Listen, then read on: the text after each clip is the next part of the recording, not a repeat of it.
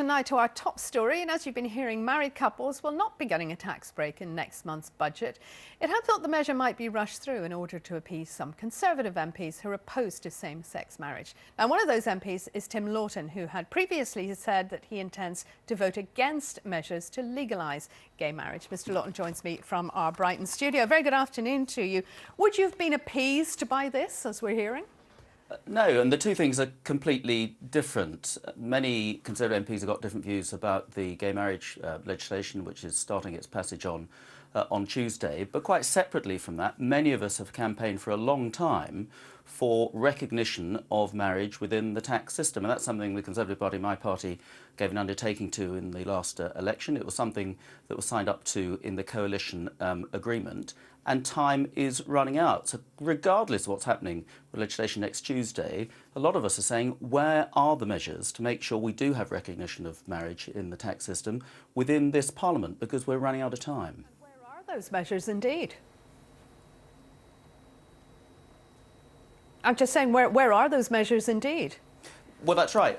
The reason we're getting impatient now is in order for them to take effect within this Parliament, we need to see the proposals within the next budget in March. They weren't in the autumn statement back before Christmas, which was worrying. We hoped they would still come forward in March. There seems to be strong messages saying that we're not going to see them in March. And what I fear we're perhaps going to have is just before the next election, there will be a measure in the final budget saying in the next Parliament, then something will come in.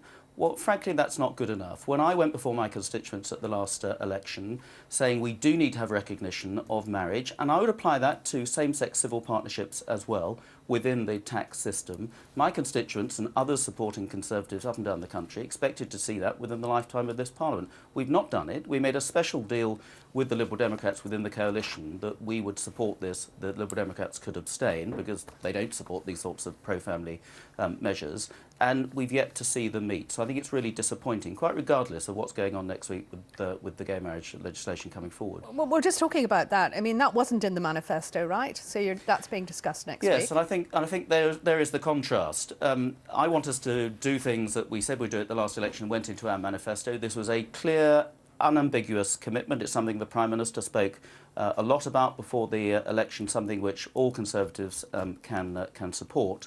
And we're going to be devoting an awful lot of parliamentary time, a lot of high-profile wrangling, debating legislation to legalise and to redefine, actually, marriage as we know it. Now, many people have different views on that, but the view we're all agreed on is that was not in the manifesto at the last election, and it's not something that people were looking to us to do. And many of us who've been MPs for many years have to say that it's not something that we've ever received any great correspondence about in the past. Yeah. We had the civil registration and civil partnership legislation back in 2004. We strongly supported that. That was absolutely about equality.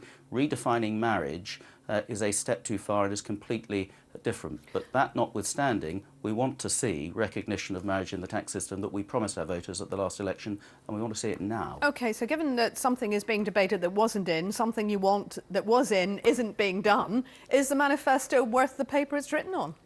Well, a lot of things that we said we wanted to do in the manifesto, we have done, and we've done that in spite of not having a majority in Parliament through the coalition agreement with the Liberal Democrats. And in very difficult economic circumstances, we've actually got together with the Liberal Democrats, and in the interests of getting the country back on a stable financial footing after the parlour state we inherited, I think there's an awful lot we have achieved. There's still many things in our manifesto that I would like to go further on with regard to European human rights legislation, on the EU, which we can't do in the lifetime of this Parliament because we haven't got the support of the Liberal Democrats to do it. But here was something specifically mentioned in the coalition agreement that the Liberal Democrats would stand aside whilst we got on with and got through Parliament, and it hasn't yet happened.